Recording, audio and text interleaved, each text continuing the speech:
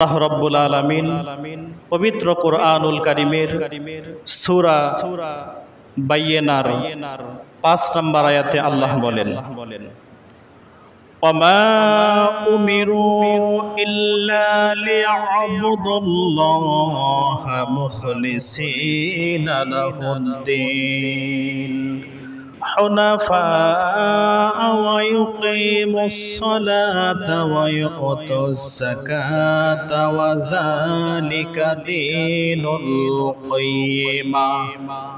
আল্লাহ বলেন, বান্দাদেরকে কেবল একনিষ্ঠভাবে আমার ইবাদত এবং আনুগত্যের নির্দেশ দেওয়া হয়েছে। তারা একনিষ্ঠভাবে আমার অভিমুখী হবে, সালাত কায়েম করবে, যাকাত দিবে, আর এটাই হচ্ছে সুপ্রতিষ্ঠিত জীবন ব্যবস্থা। এই আয়াতে আল্লাহ রাব্বুল আলামিন ইখলাস, নিয়তের গুরুত্ব, তাৎপর্য আল্লাহ পাক তুলে ধরেছেন। ইমাম বুখারী রাহমাতুল্লাহি আলাইহি সহিহুল বুখারীতে সর্বপ্রথম যে হাদিসটি এনেছেন ওই হাদিসটা হলো নিয়তের হাদিস। হাদিসটি বর্ণনা করেছেন হযরত ওমর ফারুক রাদিয়াল্লাহু তাআলা আনহু। তিনি বলেন, নবী করিম সাল্লাল্লাহু আলাইহি ওয়াসাল্লাম ইরশাদ করেছেন, ইন্নামাল আ'মালু বিন্নিয়াত ওয়া ইন্নামা লিইমরিম মা নাওয়া فمن كانت هجرته إلى الدنيا يصيبها أو إلى امرأة ينكحها فهجرته إلى ما هاجر إليه।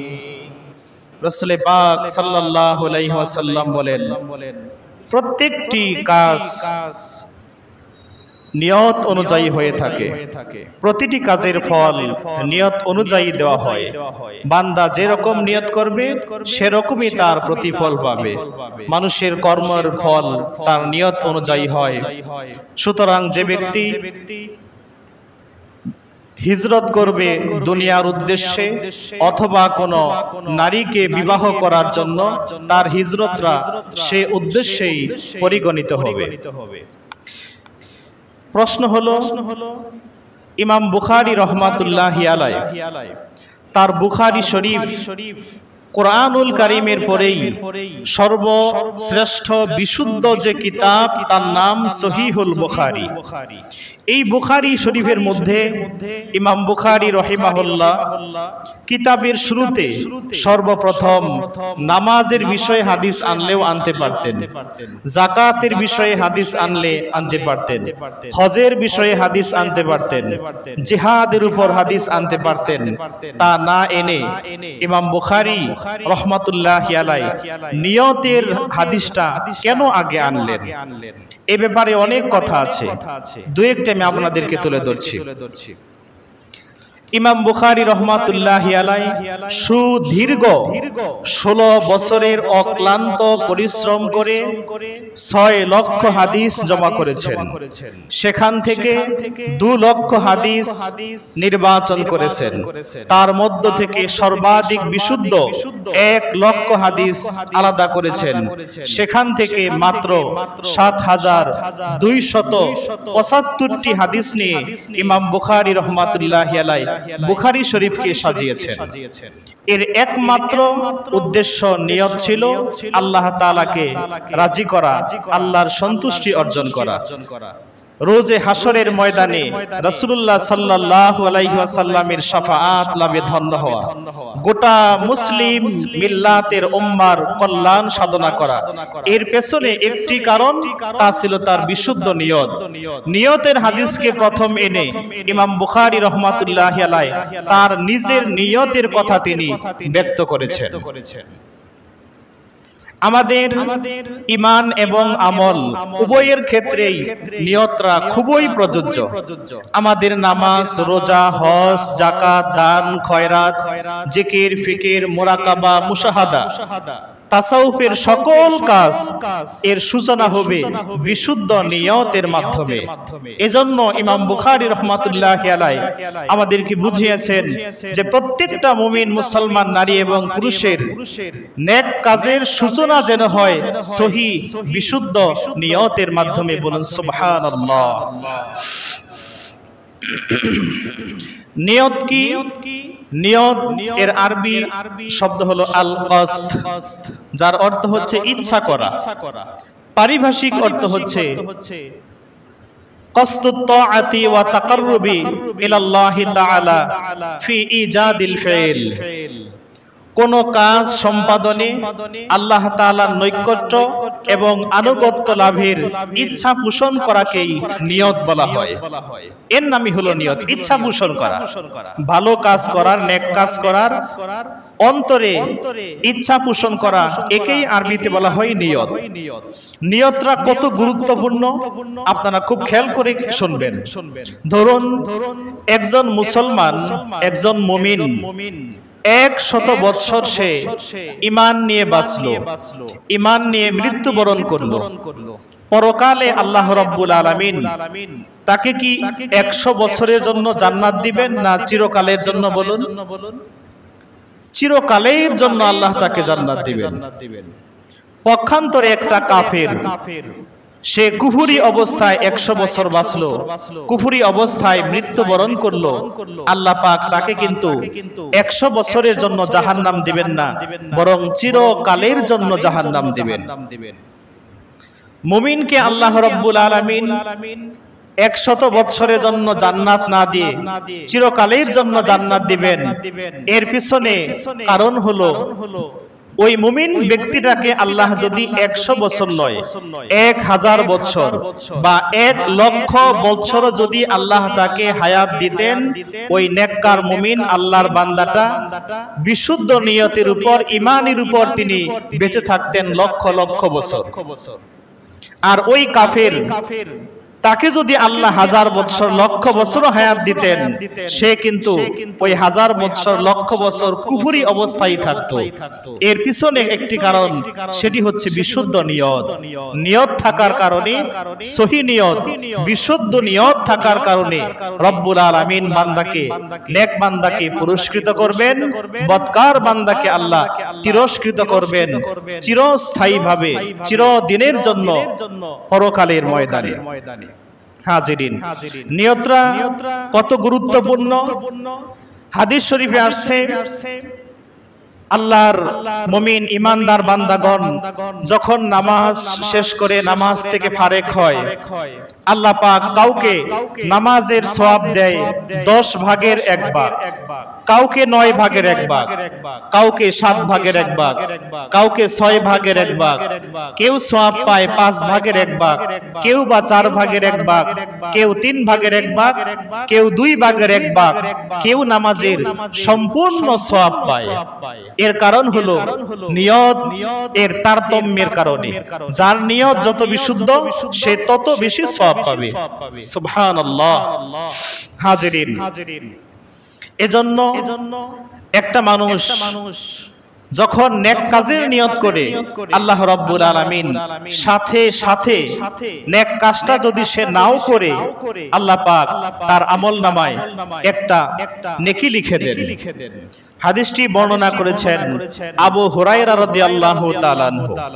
রাসূল সাল্লাল্লাহু আলাইহি ওয়াসাল্লাম বলেন, قال الله عز وجل إذا هم عبدي بسيئة فلا تكتبوها فإن عملها فاكتبوها سيئة وإذا هم بحسنة فاكتبوها حسنة فإن لم يعملها فإن يعملها فاكتبها عشرا। আল্লাহ রাব্বুল আলামিন বলেন, ফেরেশতারা, আমার কোন বান্দা যখন একটা মন্দ কাজ, গুনাহের কাজের নিয়ত করে, নিয়ত করলেই, ইচ্ছা করলেই তার আমলনামায় গুনাহ লিখে দিও না। যদি সে গুনাহটা করেই ফেলে, একটা গুনার জন্য তাকে একটা পাপ লিখে দাও। পক্ষান্তরে কোন ব্যক্তি যখন একটা ভালো কাজের ইচ্ছা করে, ভালো কাজটা যদিও সে কাজে পরিণত নাও করে, সাথে সাথে তার আমলনামায় একটা সওয়াব লিখে দাও। যদি সে নেক কাজটা করে ফেলে, বিনিময়ে তার আমলনামায় 10টি নেকি লিখে দাও। জোরে জোরে বলুন সুবহানাল্লাহ। হাজিরিন, আমরা অনেকে মনে করি এই যে আমরা নামাজের সময় যে নিয়ত করি মুখে মুখে, এই মৌখিক নিয়ত, এটাকে আমরা অনেকে খুব জরুরি মনে করি। আসলে এই মৌখিক নিয়তটা এটা ফরজ না, ওয়াজিব না, সুন্নত না। আমাদের দেশের বিভিন্ন নুরানি কায়দা, নামাজ শিক্ষার বই, বিভিন্ন দোয়ার বইয়ে যে মৌখিক নিয়ত আরবিতে দেওয়া থাকে, নাওয়াইতু আন উসাল্লি লিল্লাহি তাআলা, এইভাবে আমরা ছোটবেলায় পড়েছি। এইভাবে নিয়ত করাটা জরুরি নয়, মৌখিক নিয়ত জরুরি নয়। মিশকাতের সরা মেরকাত শরীফে আসছে, রাসূল সাল্লাল্লাহু আলাইহি ওয়াসাল্লাম 30,000 ওয়াক্ত নামাজ পেয়েছিলেন। 30,000 ওয়াক্ত নামাজ আল্লাহর হাবিব পেয়েছিলেন। কোন নামাজের নিয়ত নবীজি আমরা যেভাবে নাওয়াইতু আন উসাল্লিয়া বলে পড়ি, এইটা রাসূলুল্লাহ এইভাবে পড়েন নাই, সাহাবাগণও পড়েন নাই। তবে মৌখিক নিয়ত করা এটা দোষেরও কিছু না। অন্তরের যে নিয়ত, কলবের যে নিয়ত, এইটাই আল্লাহ রাব্বুল আলামিনের দরবারে ধর্তব্য হবে, এইটাই আল্লাহ গ্রহণ করবেন।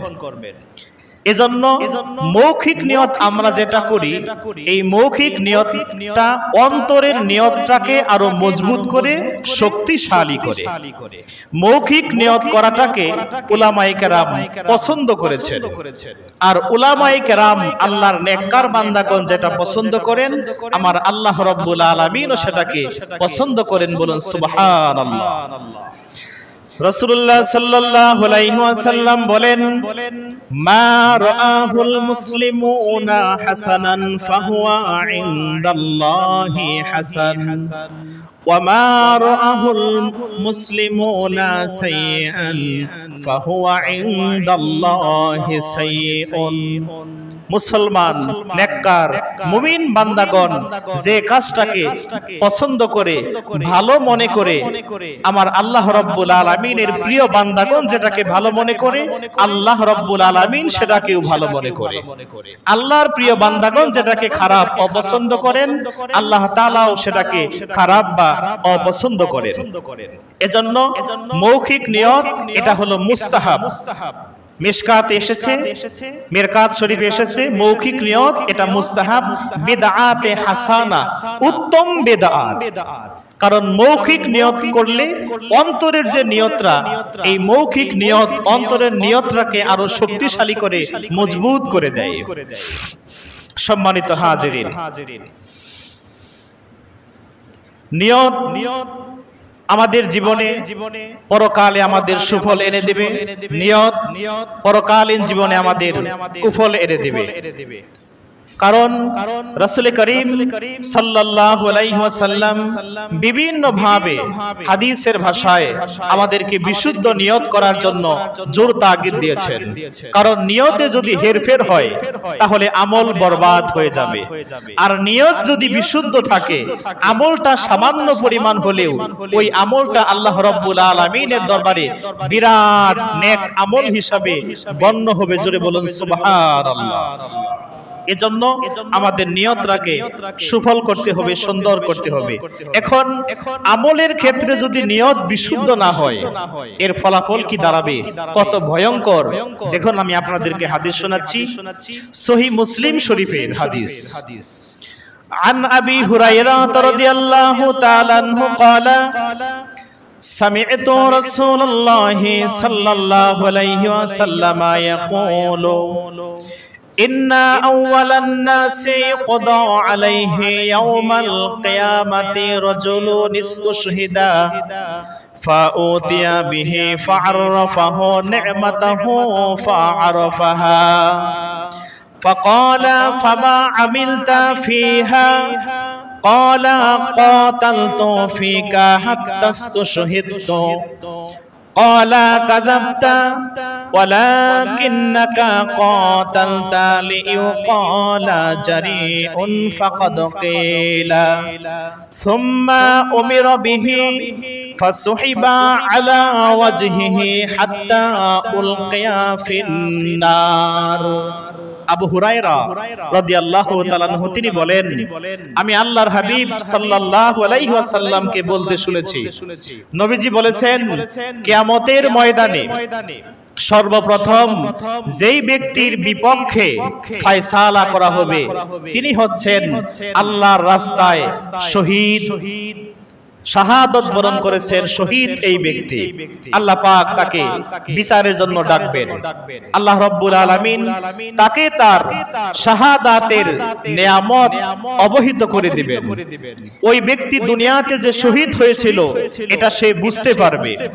আল্লাহ পাক তাকে জিজ্ঞাসা করবেন, হে আমার বান্দা, দুনিয়াতে তুমি কোন নিয়তে শহীদ হয়েছিলে? সে বলবে, আল্লাহ, আমি তোমার দ্বীনকে বুলন্দ করার জন্য, তোমার সন্তুষ্টি অর্জনের জন্য তোমার রাস্তায় জিহাদ করে কিতাল করে শহীদ হয়ে গিয়েছি।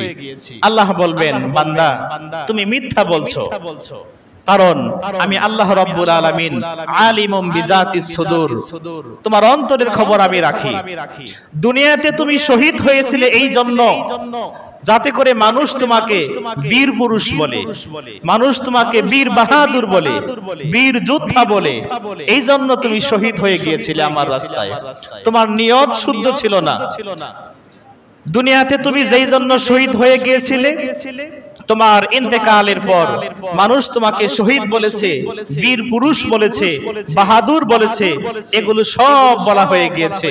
আল্লাহ পাক ওই ব্যক্তির ব্যাপারে আদেশ দিবেন, অতঃপর তাকে টেনে হেসড়ে জাহান্নামের আগুনে ফেলে দেওয়া হবে। জোরে বলুন নাউজুবিল্লাহ। দ্বিতীয় এমন ব্যক্তি যাকে আল্লাহ পাক বিচারের জন্য দাঁড় করাবেন তিনি হচ্ছেন আলেম, যিনি কোরআন হাদিসের ইলম শিক্ষা করেছেন, মানুষকে শিক্ষা দিয়েছেন, কোরআন পড়েছে, মানুষকে পড়িয়েছে। আল্লাহ পাক এমন ব্যক্তিকে তার নেয়ামতের কথা স্মরণ করিয়ে দিবেন। লোকটি তার নেয়ামতের কথা স্মরণ করতে পারবে, বুঝতে পারবে। আল্লাহ পাক তাকে বলবেন, হে আমার বান্দা, তুমি দুনিয়াতে কোন উদ্দেশ্যে ইলম শিখেছিলে, মানুষকে শিখিয়েছিলে? সে বলবে, আল্লাহ, আমি একমাত্র তোমাকে সন্তুষ্ট করার জন্য ইলম শিখেছিলাম, কোরআন শিখেছিলাম, হাদিস শিখেছিলাম, মানুষকেও শিক্ষা দিয়েছি।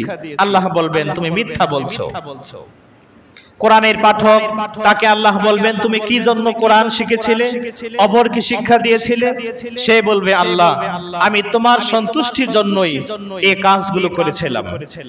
আল্লাহ রাব্বুল আলামিন বলবেন, কাযাবতা ওয়ালাকিন্নাকা তাআল্লামতাল ইলমা লিইউকালা আন্নাকা আলিমুন ওয়া ক্বরাআতাল কুরআনা লিইউকালা হুয়াল ক্বারি। আল্লাহ রাব্বুল আলামিন বলবেন, বান্দা তুমি মিথ্যা বলেছো। দুনিয়াতে তুমি কোরআন হাদিসের ইলম শিখেছিলে এই জন্য মানুষ যাতে তোমাকে আলেম বলে, মাওলানা বলে, মুফতি বলে, মুহাদ্দিস বলে, মুহাক্কিক বলে, আল্লামা বলে, এই জন্য এই সুনাম সুখ্যাতি অর্জনের জন্য তুমি ইলম শিখেছিলে। বলেন, আমরা অন্তরে যে নিয়ত করি এটা দুনিয়ার কেউ না জানলে আল্লাহ তাআলা খুব ভালো করে জানেন না? আল্লাহ বলবেন, বান্দা তুমি মিথ্যা বলছো। দুনিয়াতে মানুষ তোমাকে বড় আলেম বলবে এই জন্য তুমি ইলম শিখেছিলে। কোরআনের পাঠক তাকে বলা হবে, তুমিও মিথ্যা বলছো। তুমি সুমধুর কণ্ঠে মানুষকে কোরআন তেলাওয়াত শুনিয়েছো যাতে মানুষ তোমাকে কারি সাহেব বলে, ইন্টারন্যাশনাল কারি বলে, এই জন্য তুমি কোরআন শিখেছিলে। সুম্মা উমিরা বিহি ফাসুহিবা আলা ওয়াজহিহি ফাউলকিয়া ফিন্নার। তার ব্যাপারে আদেশ দেয়া হবে, অতঃপর তাকে টেনে হেসড়ে উপর করে জাহান্নামের ফেরেশতারা টানতে টানতে জাহান্নামের আগুনে নিক্ষেপ করবে, ফেলে দিবে। নাউযুবিল্লাহ মিন যালিক। তৃতীয় এমন ব্যক্তি যাকে আল্লাহ পাক বিচারের কাঠগড়ায় দাঁড় করাবেন, যাকে রব্বুল আলামিন দুনিয়াতে প্রচুর ধন সম্পদ দান করেছিলেন। আল্লাহ পাক তাকে তার নিয়ামত সম্পর্কে অবহিত করাবেন। সে তার দুনিয়ার ধন সম্পদের কথা স্মরণ করবে, বুঝতে পারবে।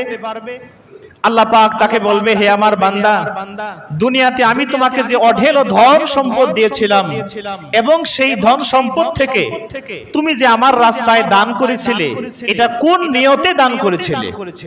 তখন সেই ব্যক্তি বলবে, মাবুদ, তুমি আমাকে যে ধন সম্পদ দিয়েছিলে, এর সম্পদ থেকে আমি একমাত্র তোমাকে রাজি এবং খুশি করার জন্য তোমার রাস্তায় ধন সম্পদ আমি দিনে রাতে দান করেছি, সদকা করেছি। আল্লাহ বলবেন, কাযাবতা, তুমি মিথ্যা বলছো। এই উদ্দেশ্যে আমাকে খুশি করার জন্য তুমি আমার রাহে ধন সম্পদ দান করো নাই, বরং দুনিয়াতে মানুষ তোমাকে দানবীর বলবে, ডোনার বলবে। মানুষের সুখ্যাতি অর্জনের জন্য তুমি দান করেছিলে, এই জন্য দুনিয়াতে তোমাকে দানবীর বলা হয়ে গিয়েছে। তোমার যা প্রাপ্য ছিল পাওয়ার, দুনিয়াতে সেই সুখ্যাতি তুমি ইন্তেকালের পর মানুষ তোমাকে দানবীর, সম্পদ দানকারী বলেছে, ডোনার বলেছে, ওইটা দুনিয়াতে তোমার পাওয়া হয়ে গিয়েছে। তার ব্যাপারে আদেশ দেয়া হবে। অতঃপর জাহান্নামের ফেরেশতারা তাকে টানতে টানতে জাহান্নামের আগুনে ফেলে দেবে। জোরে বলুন নাউজুবিল্লাহ মিন যালিক। হাজিরিন, এই জন্য দেখেন, এই যে হাদিসটা বললাম সহিহ মুসলিম থেকে, এখানে নিয়তটা যদি খালিস ভাবে আল্লাহর জন্যই হয়ে থাকে। একটা মানুষ যখন ঘর বানায়, ঘর বানালে তো জানালা লাগবেই। জানালা কাটার সময় ওই ব্যক্তি যদি নিয়ত করে যে এই যে আমি জানালাটা তৈরি করলাম, মিস্ত্রি দিয়ে বানালাম, এই জানালা দিয়ে সূর্যের আলো আসবে, বাতাস আসবে, সকাল বেলায় আমি এই আলো দেখে, সূর্যের আলো দেখে পবিত্র কুরআনুল কারীম তেলাওয়াত করব। এই যে একটা সুন্দর নিয়ত করলো, এই নিয়তের কারণে ওই ব্যক্তি ইন্তেকালের পরও যতদিন ওই ঘরের জানালা থাকবে, আল্লাহ পাক তার আমলনামায় সওয়াব দিতেই থাকবেন। কোন সুবহানাল্লাহ। এটা হলো নিয়ত। এই নিয়তের কারণে আমল আল্লাহর দরবারে কবুল হয়ে যায়, আবার নেক আমলও আল্লাহর দরবার থেকে, রহমত থেকে, আমলের সওয়াব থেকে ব্যক্তি বঞ্চিত হয়ে যায়। নিয়তের কারণে বান্দার সাধারণ কাজটা আমলে পরিণত হয়ে যায়। নিয়তের কারণে আদত ইবাদতে পরিণত হয়ে যায়। সাধারণ অভ্যাসটাও সুন্দর সহি নিয়তের কারণে, বিশুদ্ধ নিয়তের কারণে অভ্যাসটাও ইবাদতে পরিণত হয়ে যায়। এজন্য আমরা কে ধনী, কে আলেম, কে গরিব, কে উচ্চ বংশীয়, কে নিম্ন বংশীয়, রব্বুল আলামিন এগুলোর কোনটাই দেখবেন না। আল্লাহ কি দেখবেন? সহিহ মুসলিম শরীফ হাদিস আমি আপনাদেরকে শোনাচ্ছি। عن أبي هريرة رضي الله تعالى عنه أنه قال قال رسول الله صلى الله عليه وسلم إن الله لا ينظر إلى صوركم ولا إلى أموالكم ولكن ينظر إلى قلوبكم وأعمالكم। হযরতে আবু হুরায়রা রাদিয়াল্লাহু আনহু থেকে বর্ণিত, তিনি বলেন রাসূলুল্লাহ সাল্লাল্লাহু আলাইহি ওয়াসাল্লাম ইরশাদ করেছেন, নিশ্চয় আল্লাহ রাব্বুল আলামিন বান্দাদের বাহ্যিক চেহারা সুরত, কে কালো, কে ফর্সা, কে ধনী, কে গরিব, এগুলো আল্লাহ কিছুই দেখবেন না। আল্লাহ বান্দার ধন সম্পদ দেখবেন না। রব্বুল আলামিন যেই দুটো জিনিস দেখবেন, তার একটি হলো তার অন্তর, আর অপরটি হলো তার নেক আমল। বলুন সুবহানাল্লাহ। আল্লাহ আমাদের কলব দেখবেন, মনের যে বিশুদ্ধ নিয়ত আল্লাহ এইটা দেখবেন, আর বিশুদ্ধ আমল এটা আল্লাহ দেখবেন। এজন্য প্রত্যেকটা ইবাদতে আমাদের নিয়তকে বিশুদ্ধ করতে হবে। মানুষ নামাজ, আমি নামাজ পড়লে মানুষ আমাকে নামাজি বলবে, এটা যদি আমার নামাজের উদ্দেশ্য হয়, সারাটি জীবন নামাজ পড়লে সব বরবাদ। সারা রাত তাহাজ্জুদ পড়লাম, সকালবেলা চাষ চলে গিয়ে লোকটা ঝিমাচ্ছে। জিজ্ঞাসা করা হলো, ভাই এরকম সকাল সকাল তুমি ঝিমাচ্ছ কেন? লোকটা বলল, ভাই আর বলবেন না, সারা রাত কোরআন তেলাওয়াত করেছি, তাহাজ্জুদ করেছি, এখন শরীরটা ক্লান্ত, এই জন্য আমার ঘুম আসতেছে। এই যে সে তার আমলকে প্রকাশ করে দিল, সব বরবাদ হয়ে যাবে। আমল হবে একমাত্র আল্লাহর জন্য, লিওয়াজহিল্লাহ, আল্লাহর সন্তুষ্টির জন্য। মানুষকে দেখানোর জন্য আমল করা হলেই আমলটা সেটা নেক আমল থাকে না, ওইটা রিয়া, লৌকিকতায় পরিণত হয়ে যায়। এজন্য আমাদের প্রত্যেকটা আমল আল্লাহ রাব্বুল আলামিনের সন্তুষ্টি অর্জনের জন্য করতে হবে। দেখেন, আমল, নেক আমল যদি আমরা না করি, আমল যদি বিশুদ্ধ হয়, শুধু আল্লাহকে খুশির উদ্দেশ্যে যদি আমরা মনে মনে ভালো কল্পনাও করি, ওইটাও আল্লাহর দরবারে বিরাট নেক আমল হয়ে যায়। ফকি আবুল আইস সমরকন্দি রহমাতুল্লাহি আলাইহি তামবিহুল গাফিলিন কিতাবের মধ্যে লিখেন, একবার বনি ইসরাইলের মধ্যে চরম দুর্ভিক্ষ চলমান, খাদ্যের প্রচন্ড অভাব।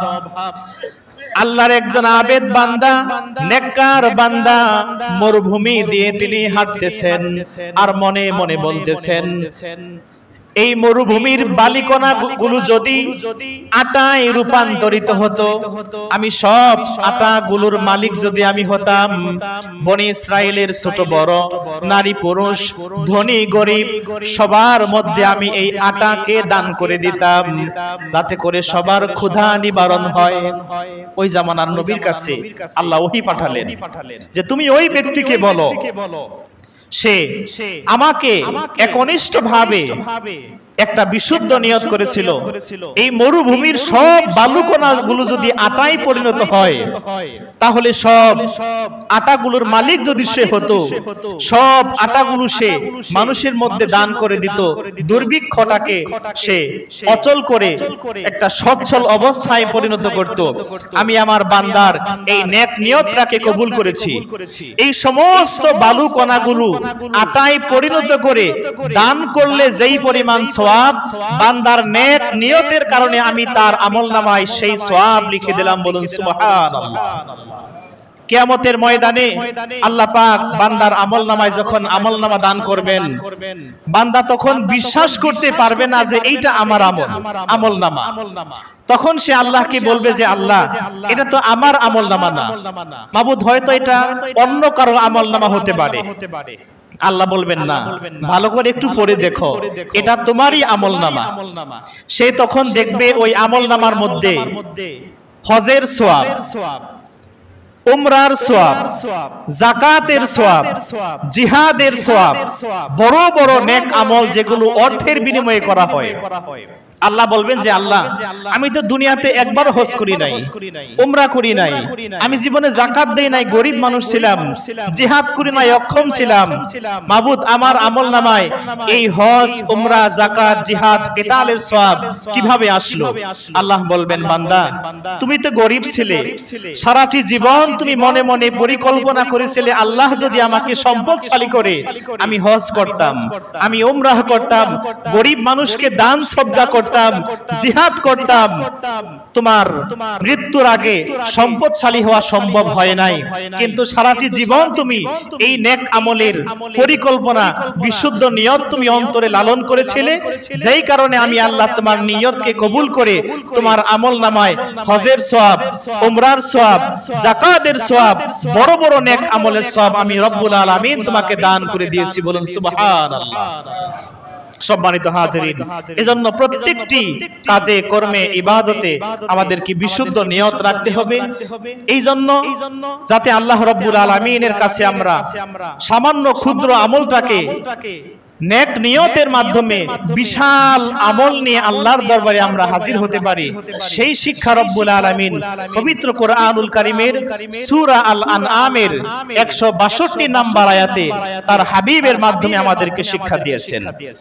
আল্লাহ রাব্বুল আলামিন বলেন, কুল ইন্না সালাতি ওয়া নুসুকি ওয়া মাহইয়ায়া ওয়া মামাতি লিল্লাহি রাব্বিল আলামিন। হে রাসূল আপনি বলুন নিশ্চয় আমার নামাজ, আমার কুরবানি, আমার সব ত্যাগ তিতিক্ষা, আমার জীবন, আমার মরণ এই বিশ্ব ব্রহ্মাণ্ডের প্রতিপালক মহান রব্বুল আলামিনের আনুগত্যের জন্যই নিবেদিত। আল্লাহ রব্বুল আলামিন আমাদের সবাইকে প্রত্যেকটি নেক কাজ, হোক সেটা ছোট অথবা হোক সেটা বড়, হোক সেটা প্রকাশ্য বা অপ্রকাশ্য, যাবতীয় নেক আমল রব্বুল আলামিন আমাদেরকে লৌকিকতা মুক্ত রেখে ইখলাসের সাথে কেবলমাত্র আল্লাহ ও তার রাসূলের সন্তুষ্টি অর্জনের জন্য নেক আমলের আঞ্জাম দেওয়ার তৌফিক দান করুক। সবাই বলুন আমিন।